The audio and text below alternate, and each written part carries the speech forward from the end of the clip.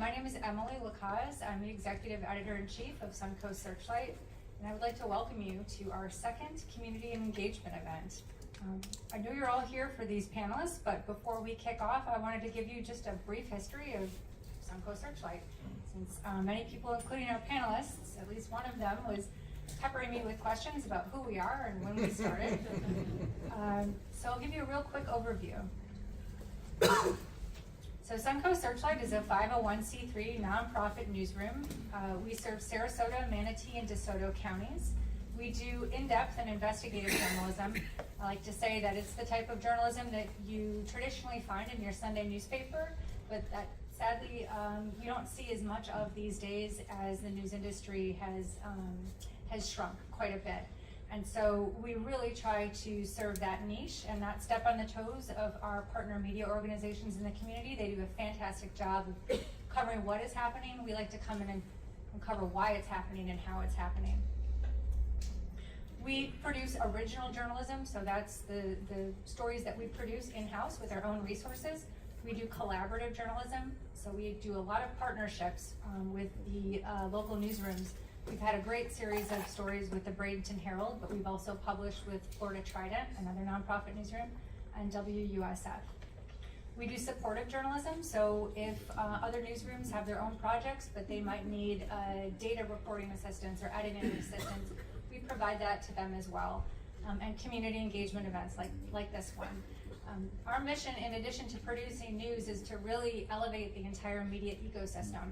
And so we don't consider local newsrooms like the Sarasota Herald Tribune or Bradenton Herald our competitors so much as our collaborators and our friends. This is us. Literally every single one but one of us is here tonight. We are a very small newsroom. It's me, a development director, and Josh, who's our deputy editor, investigations editor, and then 3 full-time reporters. We also work with freelancers. But we're a small team, and nevertheless, since we launched in February, we've produced almost 100 news articles, which either sounds like a lot or doesn't sound like a lot, but when you consider how much work goes into some of these pieces, it's pretty impressive. One of our investigations alone took 4 months to produce, so to give you an example of the time and resources that go into it, it's pretty extensive. These are just some of the outlets that have picked up our work. Every story we produce, we make available for free on our website and in our newsletter to anybody who cares to subscribe or go online to suncoastsearchlight.org. But I also send emails out every week to the editors of about 18 to 20 different local newsrooms, letting them know what we have available, and those newsrooms typically pick up our work, maybe not all the time, not every one, but a lot of them do, and in fact, on average, every one story we publish is picked up an average of 10 times. So you might have seen our work and maybe didn't even know that it was Suncoast Searchlight because you read it in the Herald Tribune or WUSF. And we exist because of the foresight of the Baranczyk Foundation. That family foundation, their staff and board members realized that there was a need in the community because of the decline in the news industry to do something to support the entire media ecosystem. And so they envisioned a newsroom, a nonprofit newsroom, whose reporters and stories would really elevate the game of everybody else. And so in addition to providing our stories for free and collaborating with them, we do a lot of trainings as well and invite their journalists to our newsroom to do different journalism type trainings. They provided us a very generous seed grant to get started, but we are looking forward to diversify our funding pool. We recently got a grant from Gulf Coast Community Foundation for a reporting position, and they generously funded these community engagement events so that they could be free. If you care to donate, we would love to have your donation. And you can find out more online or by talking to Sam. And so the reason they funded us, as I mentioned, a decline in local news reporting. An average of 2.5 newspapers close every day, and more than half of the nation's 3,000 plus counties are without local news sources. The Sarasota Herald Tribune is no exception. That is where I worked when I moved to Sarasota in 2015, and Josh worked, and Derek worked. When I moved here, we were occupying this beautiful glass building on downtown Main Street, and we had, gosh, I wasn't even here at our height, but at our height we had over 200 people in the newsroom, Today, I believe there's about 8. We're no longer in that building. They are occupying a floor in a bank building next door. Their circulation has declined, not because they're not doing a great job. There's just not a lot of them anymore, and it's this downward cycle.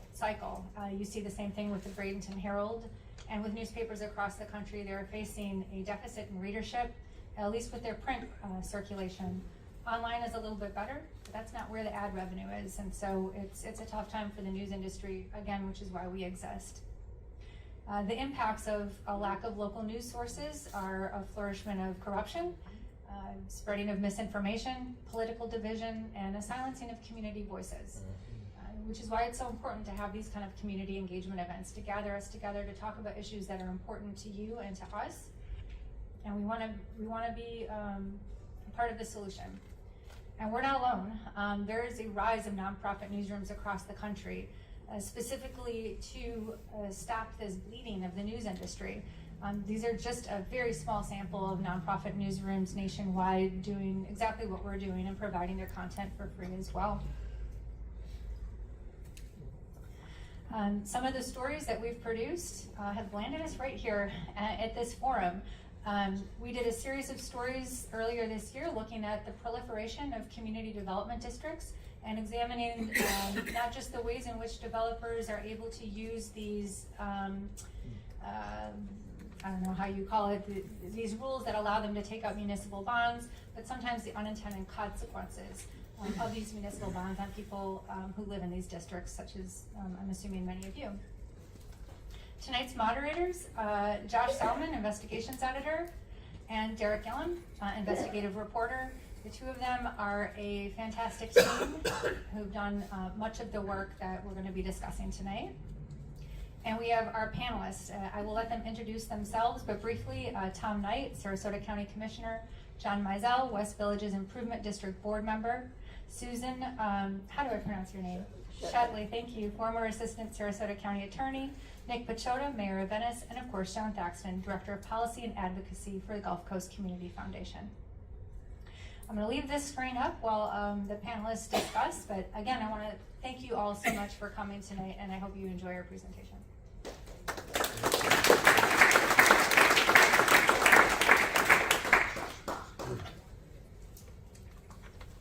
Can everyone hear me? Yep. All right, awesome. I'm going to introduce the panelists, or at least let them introduce themselves. So I can just introduce them. Tom Knight was elected in 2024. Tom is a longtime local leader with 34 years in law enforcement, including 12 years as Sarasota County Sheriff. He has overseen major public safety operations, launched an initiative to recovery programs in the jail, served in numerous community roles. He is committed to government transparency and the interests of working families. We have Susan Shetley right here. She's a former county attorney with more than 35 years of experience. Susan specializes in funding strategies for public infrastructure and has advised local governments across the country. She previously served 10 years as Assistant County Attorney for Sarasota County and is active in local civic groups and focused on responsible development and rural preservation. Susan established her own law practice over 20 years ago and continues to primarily work with Florida local governments. John Thaxton, he is the Director of Policy and Advocacy for the Gulf Coast Community Foundation. A former Sarasota County Commissioner, John leads regional initiatives on housing, food security, water quality, and large-scale community planning projects like the Bay and the Legacy Trail expansions. A fifth-generation Sarasotan, he has been engaged in local land use and environmental advocacy for more than 45 years and presently serves as a Sarasota County Planning Commissioner. And then Nick Pachota. Nick was elected in 2022 after serving on the Venice City Council. Since 2019, a Venice resident since 1987, he brings a long background in public safety as an EMT, paramedic, firefighter, and SWAT medic, and later as an EMS training program director and tenured faculty member at Eastern Florida State College. He also serves as deputy team commander in the U.S. Department for the U.S. Department of Health and Human Services, and is co-owner of Sharky's on Pier, Fins, and Snookhaven. Nick has served on several city boards and is active in a wide range of civic and professional organizations. John Meisel, he's the only elected member of the West Village's Improvement District. and a U.S. Army veteran and former tech executive. John has been active in local civic issues since 2020. He serves as the only elected resident on the West Villages Improvement District Board and as chairman of the West Villages Responsible Government. He brings a resident-driven perspective to development and local governance. So I appreciate everyone that agreed to be on the panel, and thank you all very much for coming.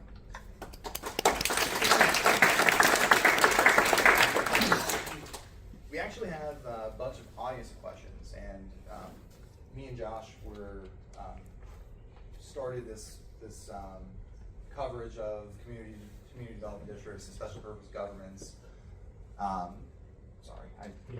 Me and Josh started our coverage of this topic after actually looking at a water issue in the West Villages Improvement District, where they were in a legal fight with the developer control board that I believe the issue has reached a bit of a settlement, but the water is still not on. It kind of was interesting to us just how how much control that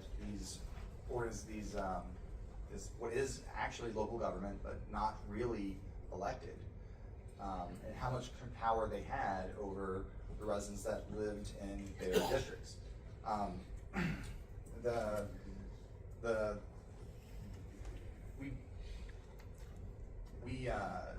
We asked the audience, people to submit questions, and a lot of the questions really focused on some of these issues about who controls the power in local government.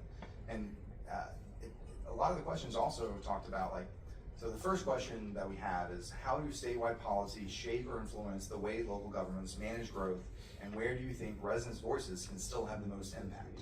So I'd like to turn that over to our panel, who has a lot more experience in this topic than I do. And I'll take it. You'll take it? All right. Let's get the party started. All right. So, Fumbled it, sorry. Yeah, so, well, one, it's nice to be here. This is my home since 1973. My wife Tracy's here. I look around the room, thank you for a lot of people who supported me in my campaign, volunteered for us in our campaign. And so I ran for many of the same reasons why you're here tonight, for many different reasons. But one is what's happened to the common sense approach to local government and the abilities of local government. In my first year in office, it's been a quick learning lesson, a struggle emotionally. And I would say since my learning or my understanding, and since the time when I was sheriff and worked with John Thaxton, who was a wonderful county commissioner for 12 years, is I learned a lot of things, is that we don't have as much decision making and authority as one would like to think that we do or should have. And so I'm just gonna put together some things, and I know John can probably build on this. He knows land use much better than me, and you, but I would just say that over the years, I believe it started with the Burt Harris property rights in 1995, which allows developers to seek compensation if they believe governmental action reduces the reasonable use or value of their property. The Community Planning Act of 2011 removed the mandatory state concurrency requirements for schools, parks, and transportations. Essentially, I see that as fiscal neutrality, that, at the point in time it would be, why are we stuck in traffic? Because impact fees and the way that we create revenue is not enough to keep up with the demand and the capacity needs while it grows. So when that changed, concurrency changed, it made it very difficult for local governments, and something I've learned since I've been in office. And most recently, the last couple of years, I would say over the past 8 years, 7-8 years, is probably the most of preemption of home rule, of our ability to govern the way you want to govern. They want us to govern like 67 counties, and we're not Escambia County, we're not Monroe County, we're Sarasota County. And so this past year, last couple of years, the Live Local Act of 2023, it seems to have good intentions, but it literally took away the powers of local decision makers. So as this evolves out, I'm not going to harp too long on it, it's going to be essentially where your 5 policymakers in the county commission will have no say in what gets signed off on for development. The county administrator will sign off on that if it meets certain criteria, very, very loose criteria. So right now, we just got a memo today. We're asking the county administrator about it, and we're going to have a workshop on it in January to learn more about it. And so you can see what that act is we have 5 in the hopper that will be going forward. that we won't see it, we won't be able to talk about it, we won't have any input on it. It'll certainly be, if it meets criteria, the county administrator will have to sign off on it so it can happen. There's a lot of things so you can Google, read about that. And then Senate Bill 180, passed this past years, is pretty much a companion law to close up the loopholes of the Local Act. And for instance, it means that it basically is restrictive of anything that happens in an area of a hurricane. There's a certain amount of mileage, and so somebody has a house built in 1960 and it gets damaged or floods take it out, they don't have to rebuild to compatible standards now and be hardened. They can build right back down on grade level the way they did then, instead of us requiring them to build to a new level. So those are just a few of the things that I've learned have happened, and that I try to talk to people about. You know, in some of the cases since I've been on the board, some of the votes we've had to do are more procedural votes. Is that it's just put us in a position. Lakewood Ranch Southeast was a master development order done by former county commissions that have left us in a position that if we say no, we're subject to significant civil litigation. And so those are hard when people call us, and that's not in my district. But those are just some of the things that have changed over the years, and certainly from the time when I watched John work, of the common sense approach that the county commission had back in his era of being able to represent you and comply with the comprehensive plan. Hey, Tom, the second part of that question is, where do you think residents' voices can still have the most impact? I mean, they're talking about right now how the state has preempted local government. Right. Who should they be focusing on? Well, that's interesting, because that's why I'm here tonight, is to educate you about what my abilities are to represent you. And so I get frustrated too, where some of the things that were done by a county commission before I arrived on the county commission, that's why I ran.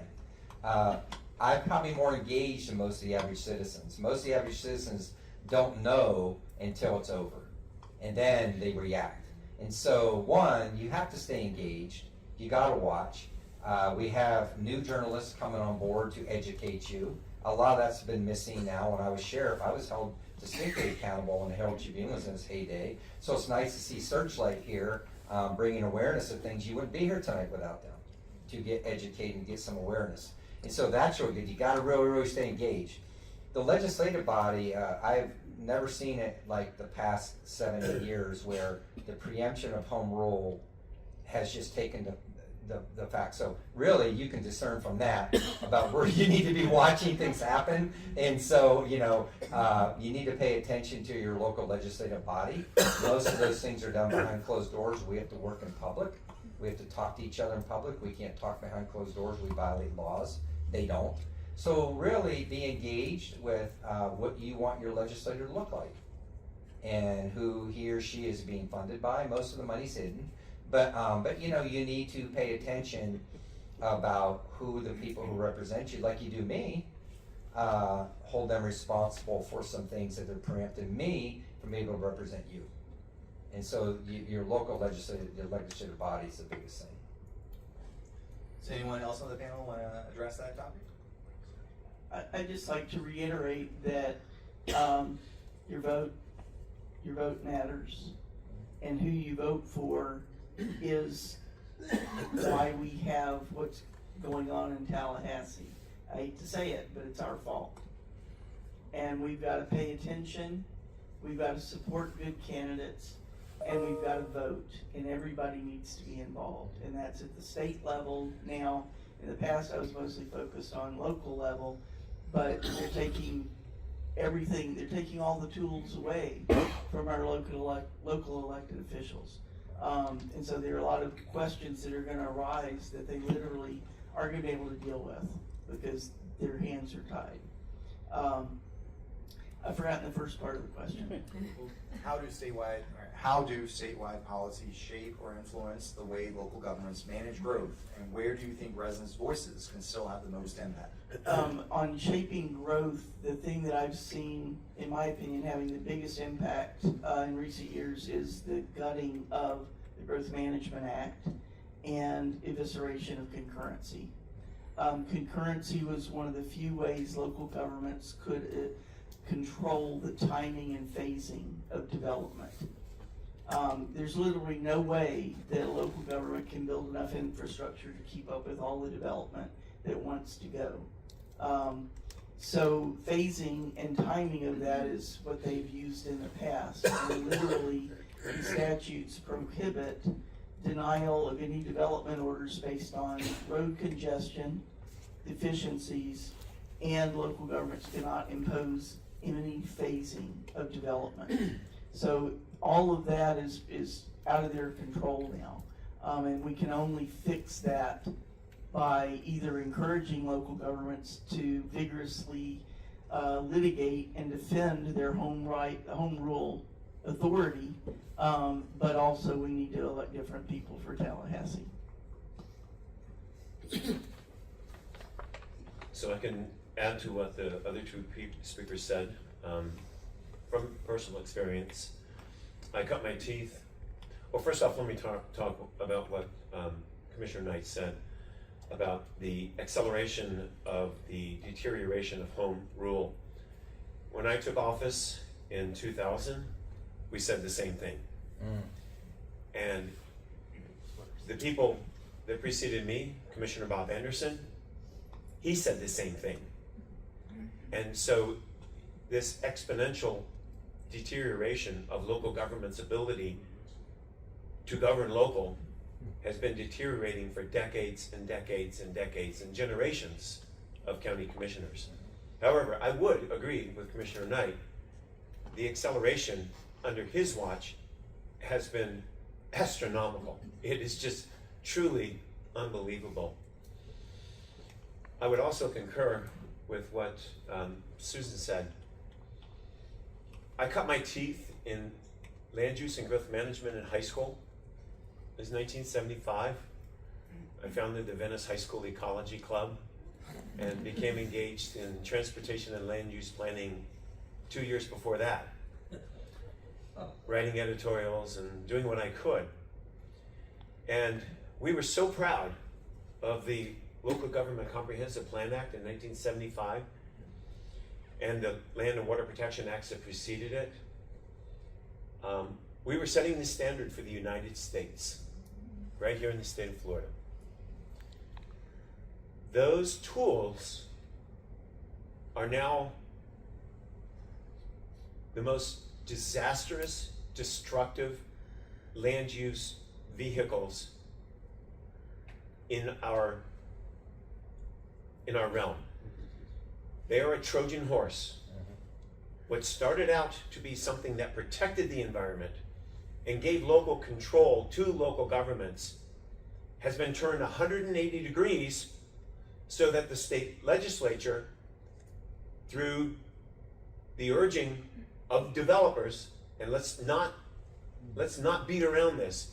This happened because developers encouraged the state legislature to make these changes, depriving the local officials, who are much more accountable than the state officials for local impacts, taking away the county commission's power, putting it in the hands of the state, and taking this amazing local comprehensive plan and growth management act and turning it into the most destructive and disastrous product of our time if you measure it in terms of traffic, open space, water quality, and the list goes on and on and on.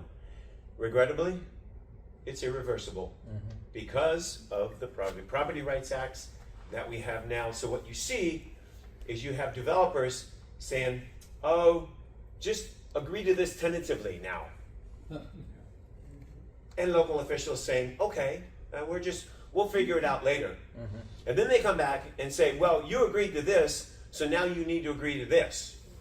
And they sheepishly say, okay.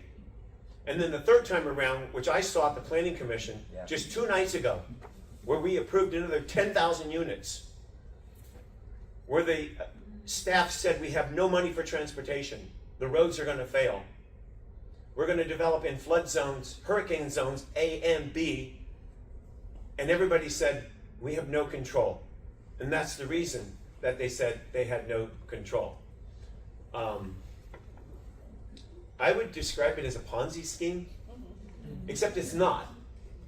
Because a Ponzi scheme is illegal. And everything that I'm talking about was done perfectly legal. What can you do about it? Susan told you what you can do about it. The state legislature has been held entirely non-accountable for their deterioration of home rule and their empowerment of developers to destroy our communities. Hold them responsible.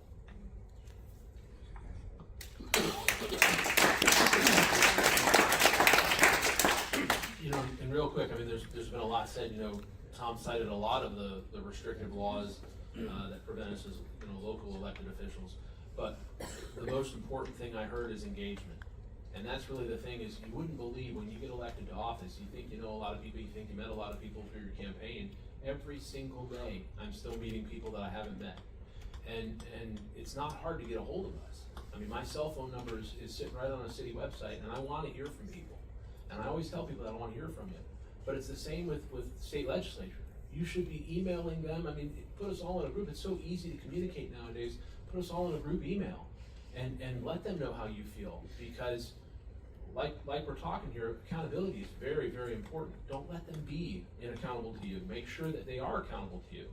So I think that's really important, is making sure that you know, never use, I don't want to bother you as an excuse. Well, you elected us, so you have every right to bother us, you know, if that's what we're going to call it. And I think that's really important for everyone to understand. I get these you know, folks come and see us at city council meetings. I had this the other day, and it's probably 30 people showed up to talk.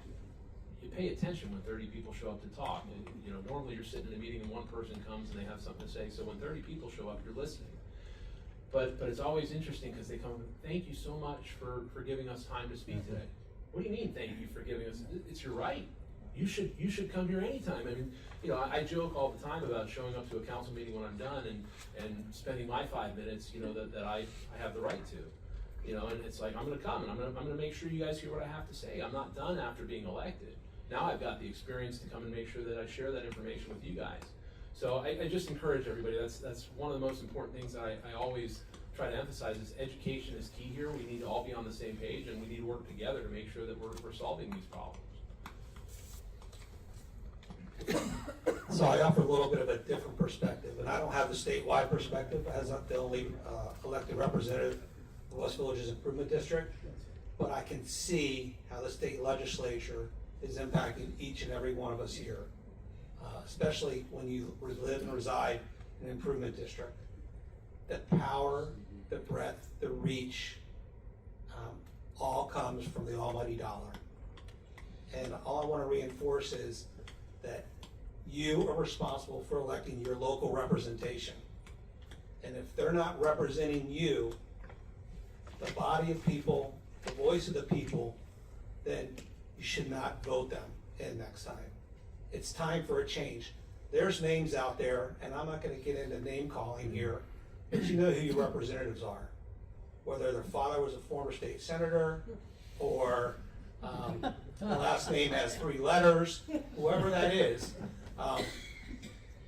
they ought to be held accountable. I also, while I agree making your voice heard, I've experienced deaf ears. And I can't use sign language, so nobody would have heard me anyway. But we had an issue in the improvement district where the developer controlled board funded hiring a lobbyist to change the legislation that governs our district, so that they could change the means and manner in which representation turns over from developer controlled to resident controlled. So they used our money to further guarantee that for the next 10 to 15 years, they, the developer, will control that board, so they can issue bonds that can be used for improving the lands that they own, which then appreciates the value of that land, and they then make more money off of it. They can then use our own money, district money, to fund development of River Road outside of the district to the tune of $8 million, for which us residents are going to be paying for. We already pay Sarasota County taxes. We already pay City of Northport taxes. We already pay our CDD bonds. Why should we be funding a project that is outside of our district. Their rationale is, oh, we have to make the entryways safer. Well, isn't that part of the developer's responsibility? A traffic light, if you're gonna drive the increased amount of traffic by building homes, you should be responsible for making those improvements that are gonna make it safe for everybody. So having said that, thank you very much. The next question I'm gonna ask is, I'll just hold on to it. yeah, or you can actually pass it down to Nick and we'll just go snake it this way. How do you balance environmental stewardship with the realities of a fast-growing region? And I think the 8,999 home Winchester Ranch development, which is gonna be right on the Mayaca River, and which just got approved by the Planning Commission, may be a part of that discussion. So when John gets to it, I'm sure he'll bring it up. But it does seem like the environmental aspect has been somewhat taken a back seat. And I'd like to see what can local governments do to protect the environment. Yeah, so it's interesting. So we actually, when I came on the council, they had already been working on the revision of our land development regulations for a few years. But I got to be a part of that for the last 2 years of the process. And like Tom had mentioned, Senate Bill 180, thank God we got ours done when we did, because now you can't make any changes to those until 2027. So I'm very grateful every day that we finished that and got that into place. But some of the things that we specifically, made sure that we're ours were gopher tortoise protections, heritage tree protections. There's a lot of those kind of things that seem like small items, but when you put all of that stuff together, they're really big items, right? Because everything in Florida is all about the environment. I'm a diver. I've been a diver for a long time. I'm the president of Suncoast Reef Rovers, and the stuff that we do is small on the scale for a little community like we are, but when that's amplified across the state, it makes a huge impact. So I think it's really important for all of us to be doing things like that, and hopefully when Senate Bill 180 is resolved, folks can come back and look at their LDRs. I mean, there's some things in there, it's silly. So we have these hurricanes and very simple adjustments to stormwater management that are no-brainers. I mean, some of these laws are so old, it's just like, we can't even make those simple adjustments. And it just blows my mind. And I'm not entirely sure they were intentional to prevent us from doing some of these things that have absolutely nothing to do with hurricanes. There's a lot of other things. I mean, I've heard from other municipalities about, extensions on driveways and stuff like that are now prohibited because of SB 180. So there's just things like that I think, because of the lack of experience in the legislature when it comes to local governance, I think that's a huge part of this too. I've talked to some legislators where I'm sitting there looking at them and I'm like, you don't already know this? And shame on me, because I just assumed they would, right? And I'm sure a lot of people assume things about me that I should know certain things. And I'll tell you, over 6 years, it's been a huge education, the stuff that we all think we know about government, So back to the question though, I think it's important that, planning towards the future, when you're looking at comprehensive plan revisions, when you're looking at improving your LDRs and development codes, those are the things that we should be talking about for the next, what do we want to see in 10, 20, 30 years, not just what do we want to see tomorrow. To answer the question abruptly, there is no balance between development and protecting Sarasota's natural environment. And anyone who believes that there is not paying attention. I wrote my first environmental policy for Sarasota County's comprehensive plan in 1979, and I've been writing the policies for decades since. My good friends sitting in the front row, John Miller and Julie Morris, have joined me in writing many of these policies. And the lessons learned is that you can spend decades writing good environmental policies, incorporating it into a land use plan, and it can be removed. What took decades to build can be removed in weeks. It's simply not reliable. What is reliable is the removal, the retirement of the development rights on a piece of property, either through acquisition or a strong conservation easement. And that's why many of us have spent our adult lives focusing on the acquisition of Sarasota County's last remaining habitats and wildlife systems, floodplain protection, and things like that. John and Julie coined a phrase, the Mayaka Island. We have been successful in preserving in excess of 100,000 acres of contiguous natural Sarasota County as a result of the citizen-led efforts to purchase environmental lands through our bond referendum programs. Virtually all of the work that we did in policy has virtually nothing to show for it.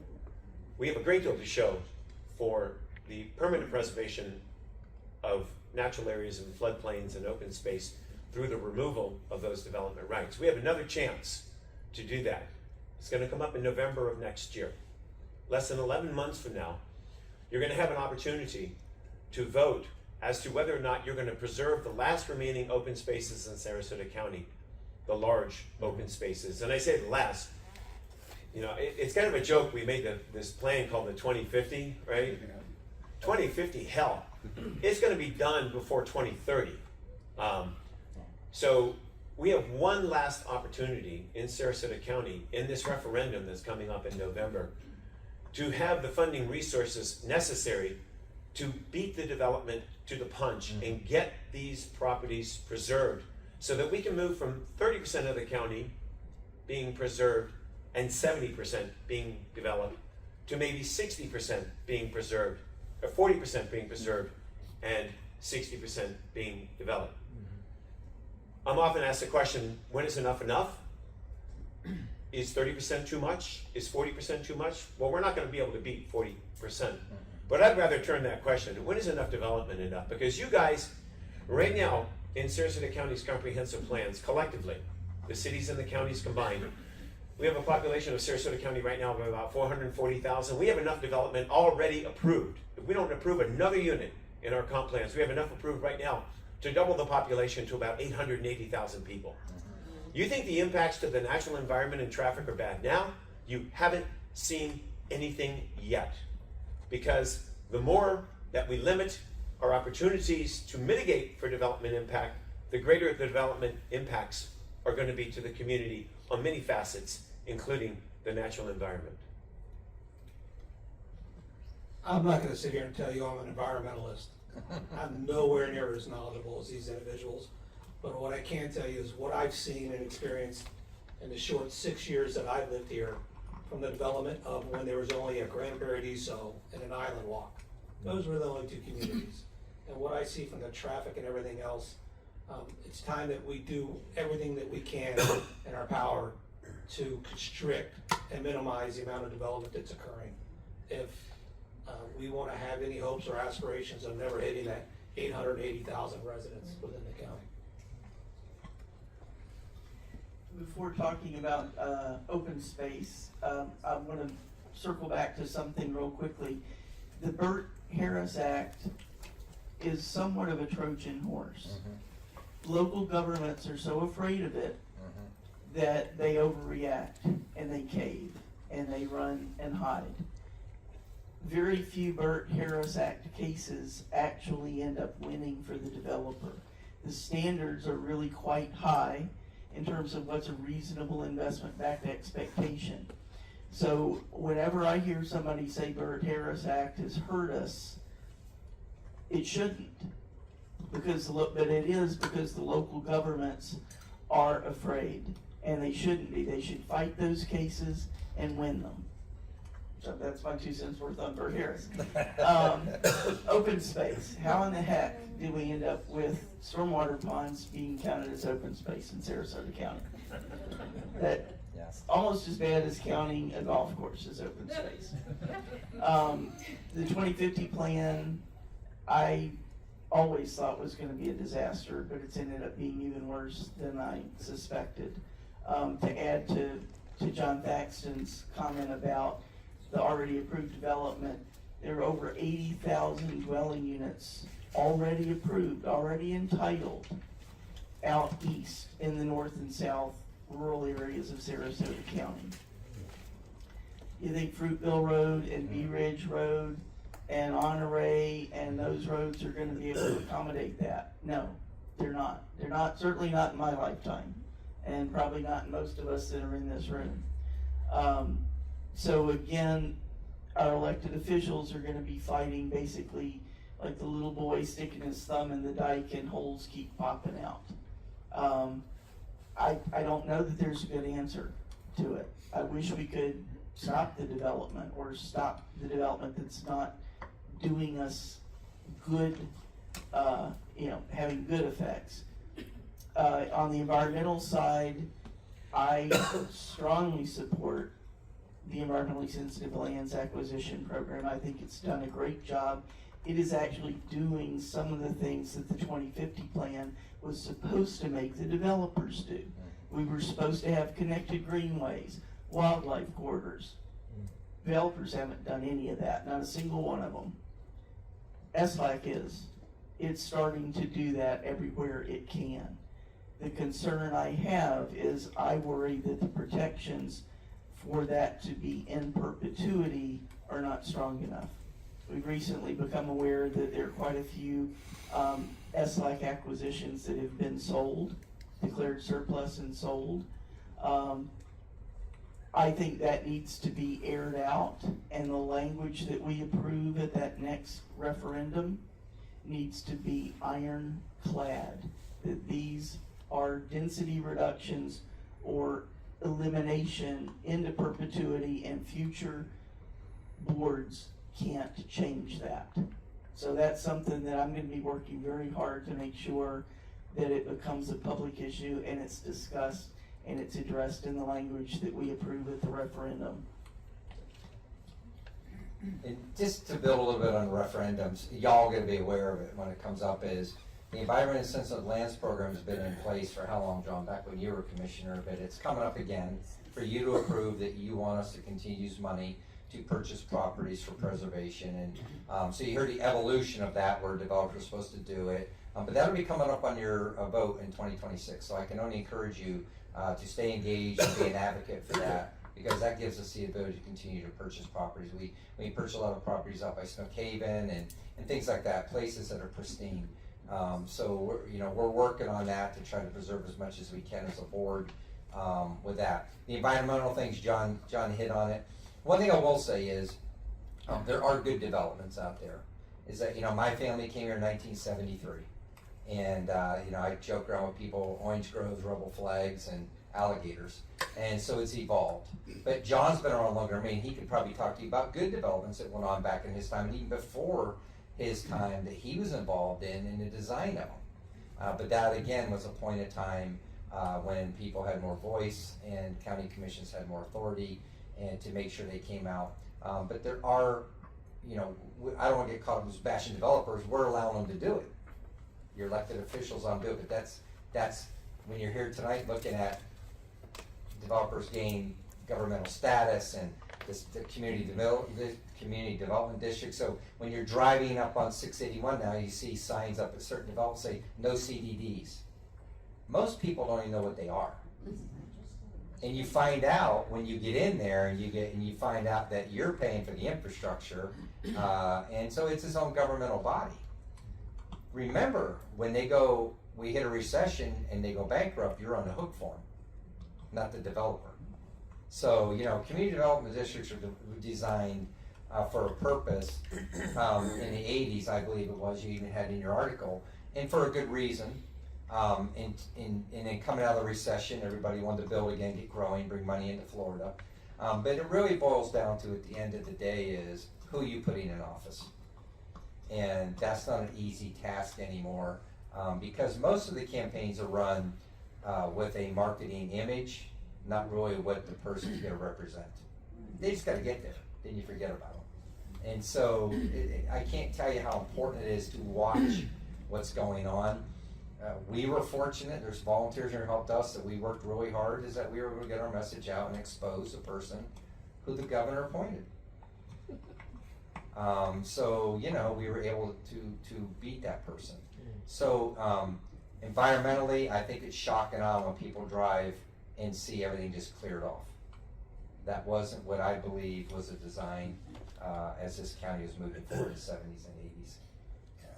So that's a good way to get back to the issue of development districts.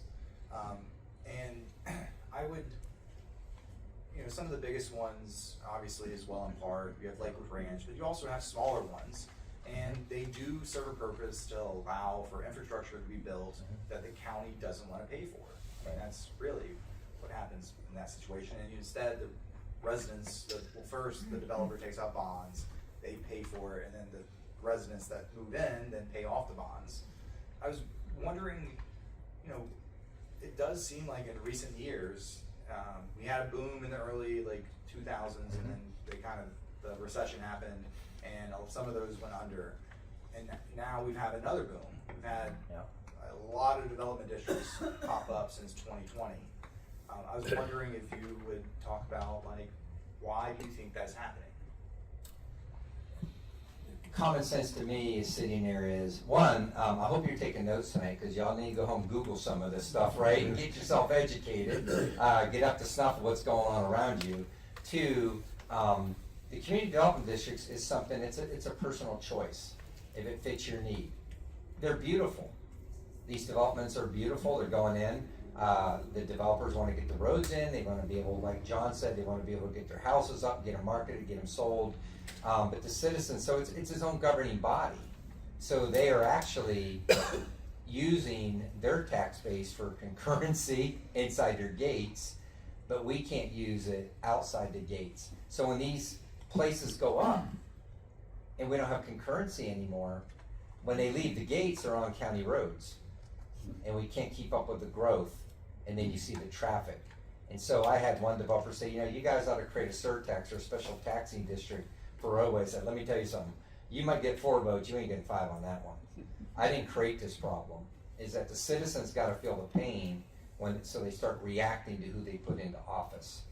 That's really what happens with these things. But community development districts are a way to build out a community. The county government or your municipality is not gonna pay for the infrastructure inside there, the roadways and stuff. So it is an option, but it's a personal choice. But I always encourage people who I exercise with who move down here from the Northeast and bring all their wealth and all their life to live in these facilities with the pickleball courts, and they're beautiful. You better hire an attorney to read the fine print. Because if it goes belly up, we hit a recession again, and they go bankrupt, the developer's not on the hook, you are. So, understand what you're getting into before you drive behind the gates. I'm gonna just take a minute to go over the basics of a CDD, if that's all right. And technically, a local government could do most of what the CDD does. They wouldn't do the pickleball court amenities necessarily, or if they did, they'd be part of the county park. So the structure of it, of creating a district with a defined boundary, and then levying assessments, or in some cases ad valorem taxes, on the property within that defined area to fund facilities to serve that defined area, can be done and is done by your local governments.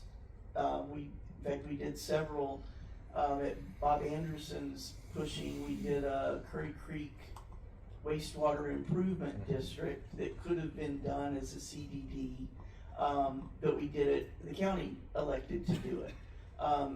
It becomes more problematic for the county over time to do that with multiple districts in different areas. It just becomes a real burden. So I think over time, Sarasota County started allowing more CDDs. When I first started working for the county attorney's office, there were very, very few independent special districts in Sarasota County. So developers then have a choice of either doing private financing, which I think Palmer Ranch did most of its development with private financing, or now they have the option of creating a CDD, which allows them to have access to lower interest rates. Usually the interest rates charged to a CDD are about half of what private financing would be. So if they go to the bank and it'd be 5%, they may be able to sell a tax-free bond for 2.5%. And also the bonds that are issued are tax-free, which makes them much more marketable. So essentially you're letting them clothe themselves like a local government, but what's driving this entity is private interest, not public interest. That's where the problem that I see really comes in. And it's very difficult to oversee how those districts operate. They've got some basic procedural requirements in the statutes. They have to have an annual audit. They've got to turn a report in. I know for a fact that the budgets that come into Sarasota County go to the county administrator's desk and then go into a file cabinet somewhere. I don't think they even ever get looked at. So there are opportunities for some oversight, but I don't think they're effective at all. So then you have the problem of a private developer financing and funding his own needs in his own profit. Now, it's not to say they're all run badly, but I think the opportunity is there that probably makes it difficult for a CDD to be run based on the interests of its residents until such time as it's completely turned over to the residents. So all of the supervisors, that's what they're called, the officials that run the CDD, they're all technically elected. They're just not elected based on what we think of as a one person, one vote. They're elected based on land ownership. So of course, who owns most of the land? The developer. The other people that get elected or appointed, if there's a vacancy, are appointed by the developer. So it becomes very much a old boys club, and everything is run based on their own interests. And it's very difficult to get them to allow people like Mr. Meisel to be elected by the public. And then still one vote on that board really is meaningless. You know, it's good for access to information. No. Because it's difficult to get information out of these, even though they are subject to public records rules. So they're subject to a lot of requirements, but because so much of it is hidden from our view, from the local government's view, from residents' view, it's very, very difficult to know what's going on. And what I've noticed over the years is they take very gross approaches to how they allocate cost. Everything will be per dwelling unit or per acre or something like that, very basic, no nuance to it. Whereas if I were helping a local government with an assessment program, and they happen to be an older community with lots of areas with very small, older homes, then we might look at varying the assessment on the size of the house as opposed to just per dwelling unit. Because those elected officials, as a policy matter, see those as voters that are important for them to consider. The developer doesn't care about that. So they're a very useful mechanism. Some form of them is present in, I can't say most states, but a lot of states. So it's not just here, but it's very difficult to make sure that they're not abused. I'll go into a little bit of detail. First of all, let me see a show of hands. Raise your hand if you live in an improvement district or a CDD, just out of curiosity. Wow. Yeah, so maybe 30% of you. So I won't spend a lot of time, because if you do, you probably know a lot about this already. But the power of the developer, Susan was talking about how they control the boards. The enabling legislation for the improvement district, which was established in 2004, had a prescribed methodology based upon area that's urbanized. And once you reach certain percentages, an additional seat. So once you reach 10% urbanized, you got one seat. 500 residents, 2,500 residents, first seat. The next seat was at 26% urbanized, and the third seat will be at 51%. Well, they did their own urbanization study, and they didn't follow the statute. They were coming up with, one year they were at 24%, and then the next year they went back to 16%. I'm just giving them an example. So 24, and then they go backwards. How do you go backwards in urbanization? You change your methodology, right? And that's what they did. They got challenged in court. What did? They used district money to hire lobbyists to change the legislation, and they based it upon potential number of resident voters.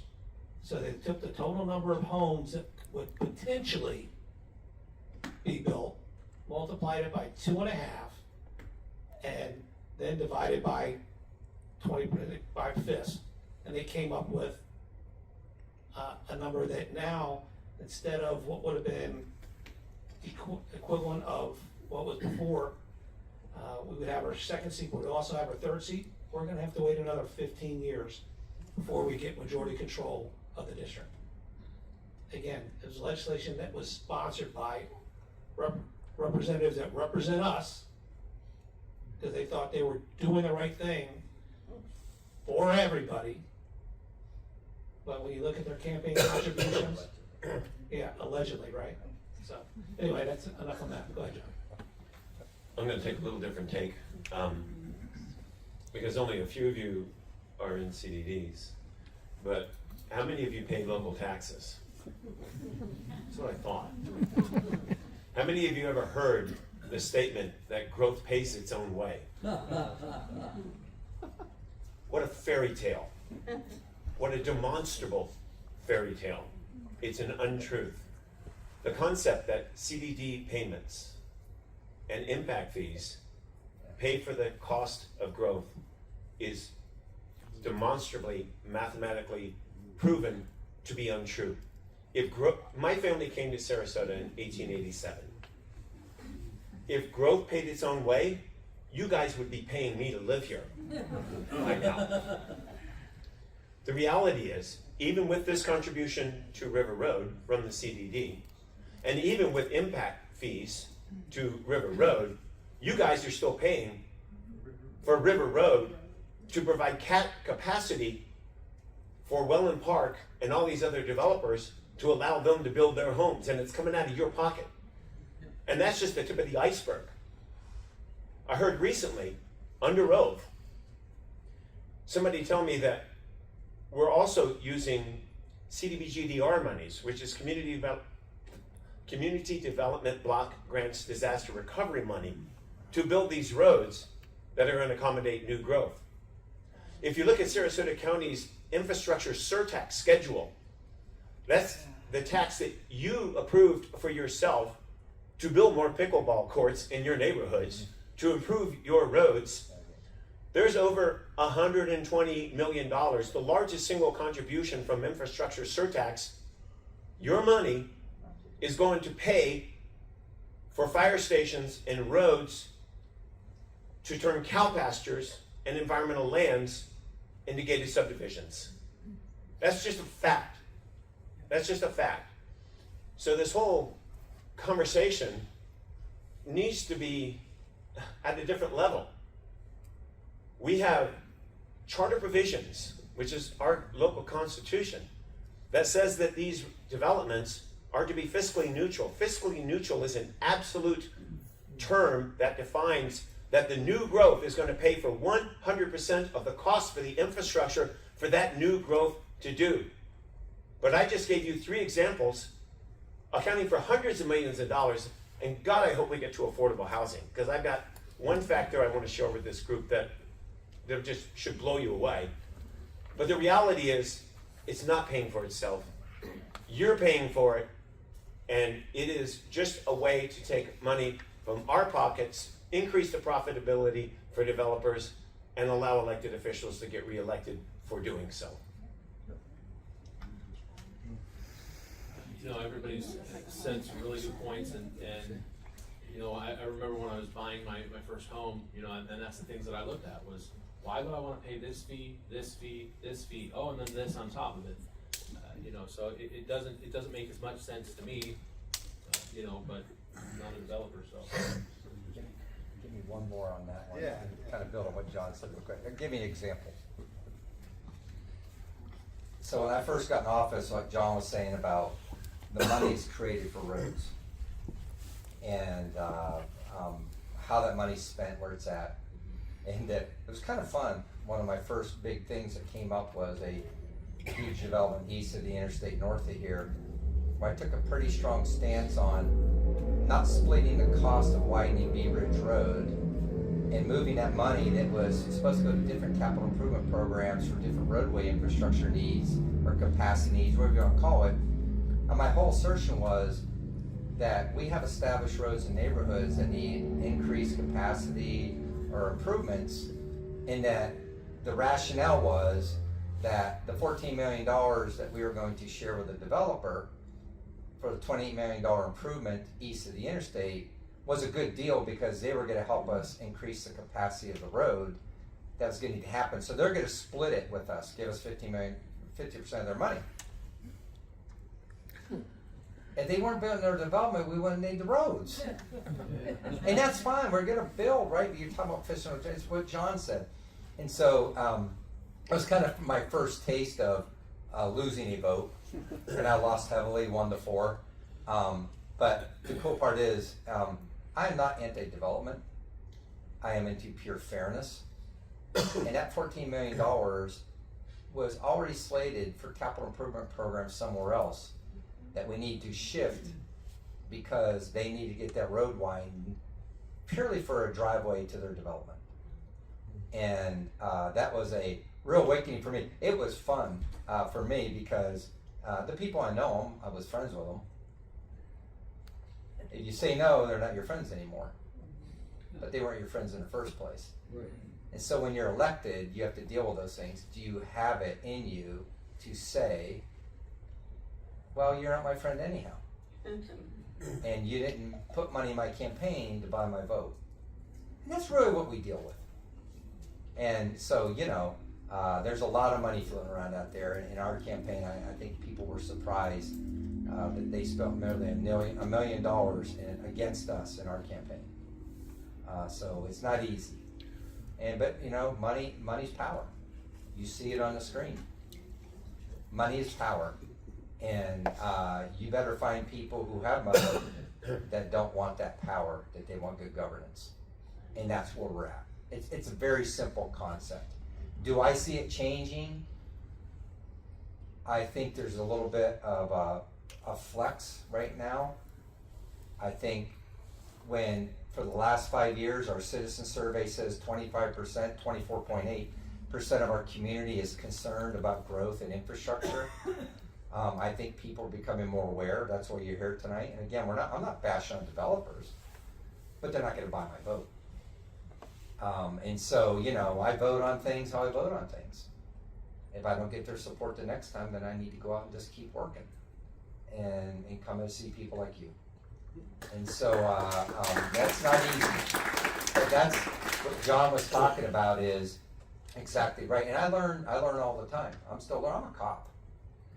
So I'm still learning, and I learned a lot about the resilient SRQ money that I'm looking at harder now because I learned things about how so for roadway stuff. So I'll have more to say in the future about where certain monies go for certain reasons. But again, I'm only one of 5. So be aware of who the other ones are. And we're in single member districts here. So somebody can vote for a development that doesn't live in my district or really doesn't care. Well, those people out there can't vote for me anyhow, so I don't care what happens down in Tom's district. So it's a balancing act right now. So, but we're trying, we're getting there. You're here tonight. But what you see on the screen is what we're really dealing with. I thought that was only in Congress. I didn't know it was that bad at local when I was sheriff. It was evolving, I believe, John, when I was sheriff. It was starting to come when you left and term limits went in and the institutional knowledge drain happened, and we started to see the step down of the step up, I guess, from the people who were taking that money and really were enamored by the money and that the thoughts of these people really liked them.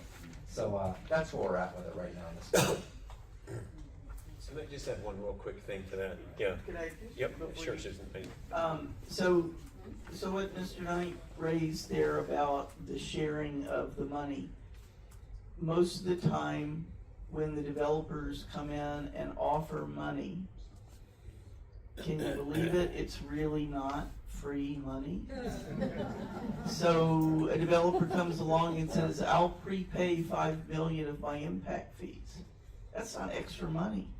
That is money that developer is taking control of, that the Board of County Commissioners no longer has control over in their CIP, in the capital improvements program. So every time a developer makes a proffer like that, like the money on Hi-Hat. Sorry, I wasn't supposed to Don't say say that. that, you know, it's a road. I got enough problems. A road out east that I go by frequently.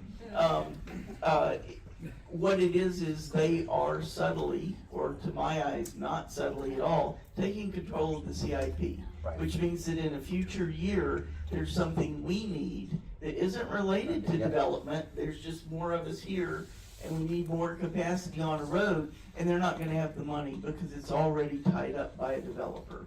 So that's what gets me really hot, is seeing them do that, and it looks, oh, but they're giving $5 million, or they're sharing $14 million with us. No, it's not free money. Yeah, once it's in the CIP, they cannot use it in the impact fee formula. That's why they do it. It's very clever. But I do want to make one thing very clear that Commissioner Knight said. I've never met a developer that pretended to be anything other than a for-profit corporation. They're right up front about that. We're in it to make money. Elected officials are not. It is not the developer's fault that they want to make money. The fault lies with the state and local elected officials, period, end of story.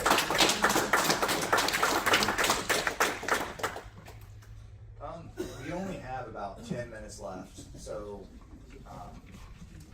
Can I do the affordable housing thing real quick? Yeah, let's I know, I'm a blowhard. That's okay. And by the way, Tom, I made a career of 4-1 votes and got elected every time. Yeah. So it can be done. Don't be intimidated. 1-4. That's right, 1-4. So anyways, I want to, Sarasota County has recently received a lot of federal money for affordable, for disasters. And I want to make sure I get these numbers correct here. We recently received from the American Rescue Plan Act about $100+ million, and also from the CDBG money we received, again, a great deal of money. The County Commission, Tom was not on, I don't think, on the board at the time, but what we did was we allocated a total of $65 million of these hundreds of million dollars to build affordable housing. And that's a good thing. That's not a bad thing. We built about 700 units. So that was a good investment, right? We made a big dent in the affordable housing. Wrong. Because at the same time we were doing that, the Board of County Commissioners was approving market rate development over 25,000 units. That's going to create the demand for over 1,100 affordable housing units with zero requirement. Those requirements for the developer to provide affordable housing were taken out by the board before Tom. They're gone. So we just basically blew $65 million of federal money and used it to provide the affordable housing that was supposed to be provided by those development units. And this is just South County. Just South County. So when you think about it, it just makes me sick.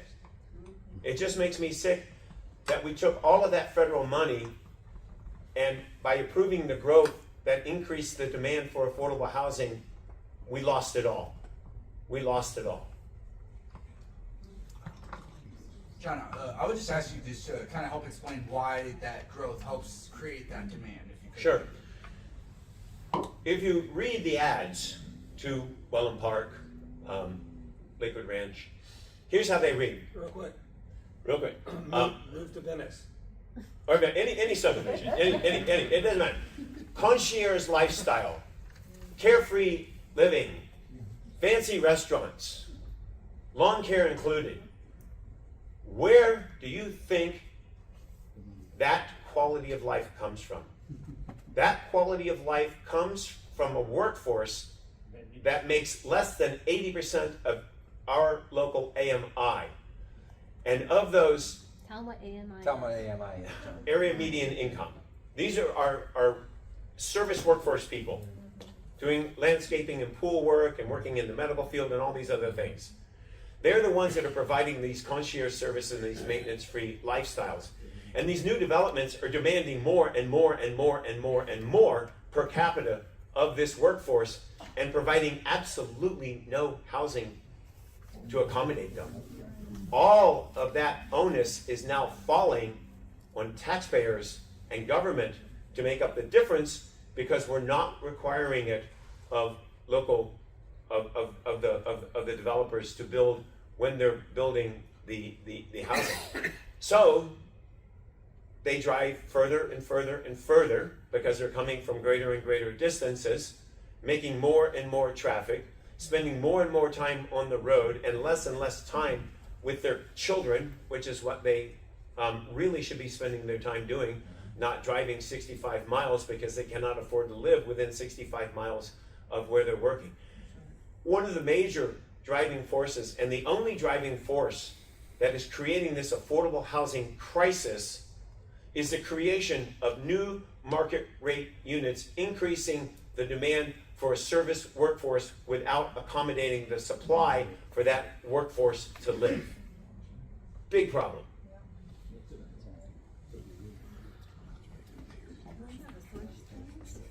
We have about 5 minutes left. I do have I guess it can be a quick question. Are there solutions to our current problem? We spent the last hour and a half really hammering how bad we have it right now. We still live in Sarasota. There's still a lot of highly educated people in this room. Can you tell them some things that they should be doing to try to address some of the problems you guys have brought up today? And quickly. And like, a minute each, okay? Thank you very much. I won't even take a minute. It's, again, I think it's been said plenty of times up here, accountability, communication, all these different things are very important. I think that, the more we hear from you, and just speaking for myself as an elected, the more we hear from you, the more powerful your voice is. If I don't know what you're thinking, if I don't know what you want, and I understand, I know what everyone wants for development, but what I'm saying is just in general. If this isn't a me problem, this isn't all of us problem, we all need to work together to solve it. So if I had the silver bullet, I would have already used it. But everyday residents come in and talk to us, every phone call that I get sparks something new for me to think about. And I mean, we've been doing this, we had this flood from one of the storms where we were talking about this flamingo dish problem in Venice. And that's not a government problem, that's people built in a bowl way before I was even born. But at the same time, how can we work together to solve this and not just abandon our residents and say, oh, sorry, you built in a bowl. Well, we came up with some creative ideas. We thought about rerouting water to the airport and coming up with different tactics to do this, and then we're still working with engineers to do it. But that wouldn't happen without a bunch of residents coming to us and saying, can we sit down and have a conversation about this?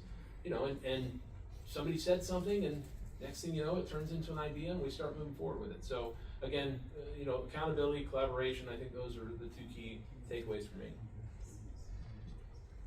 Again, saying what we've said, but saying it a different way. Elect more people like Mayor Pachota and Commissioner Tom Knight. That'll be a big help, so that he's not a 4-1 vote. And in the city of Northport right now, we've got a great opportunity to put a conservation easement over Warm Mineral Springs. Tell the elected officials this needs to be done. This is one of the most treasured resources in our region. We should not be sporting ideas about building condominiums around Warm Mineral Springs. Are you kidding me? The Myakka River is one of the most treasured jewels in the southeastern United States. We have a chance now in Wellham Park in this Village H to actually increase the setback for the Myakka River and protect it further. We need to be contacting our elected officials and tell them this is important to us. We want greater protection for the Myakka River. We want to preserve places like Warm Mineral Springs. But the only way we're going to get it is by making our voices heard and electing the right people that are going to take the courageous leadership steps to make it happen. I haven't taken the mic back once, so I'm going to do it real quick. One thing I want everybody to understand is I sit on the MPO board, the Metropolitan Planning Organization, and the Carlton Preserve is a great project. It's a lot of preservation land. Northport wanted to put a road through the preserve. That's something that I think is very important for people to understand. As we talk about conservation, and I agree full-heartedly. I bought 5 acres just so somebody couldn't develop on it. But at the same point, that's just me. We all have to be a part of this, and if people don't pay attention, that's the simple stuff that's trying to happen right now. That I mean, you wouldn't even believe some of this stuff. That's like, that's conservation. You can't do that. People are still trying to. I think the question is, what can we do to address it? Vote with your conscience. Know who your candidates are. Individuals like Commissioner Knight or John Thaxton here.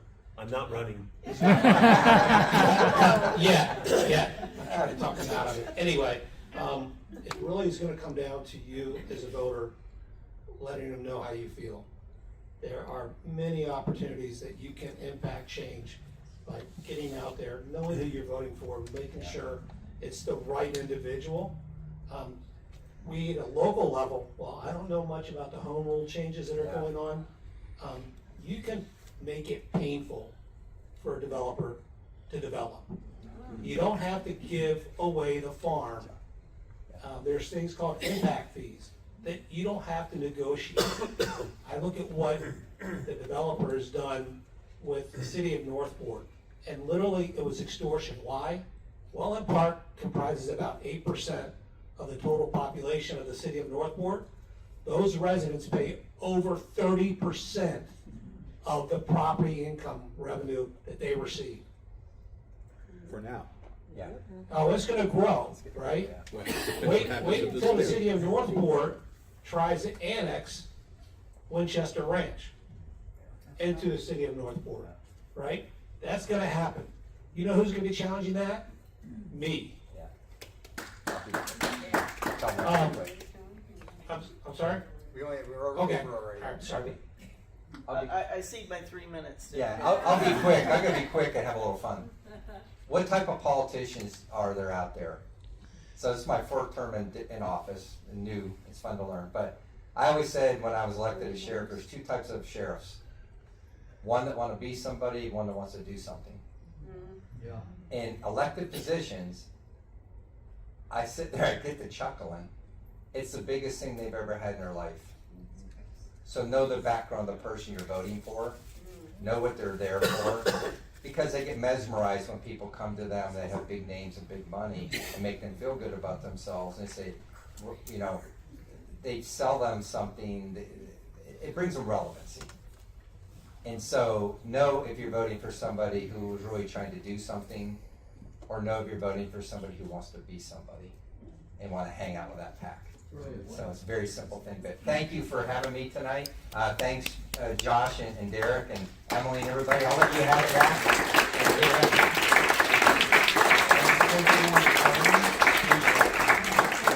Thank you all. I just wanted to thank you again. Thanks to the panelists. If the panelists could stick around, we want to get a quick picture of you afterward. I do want to mention we did invite developers to this participate on the panel. Sadly, we did not get any takers. Thank you all so much for coming. Thank you.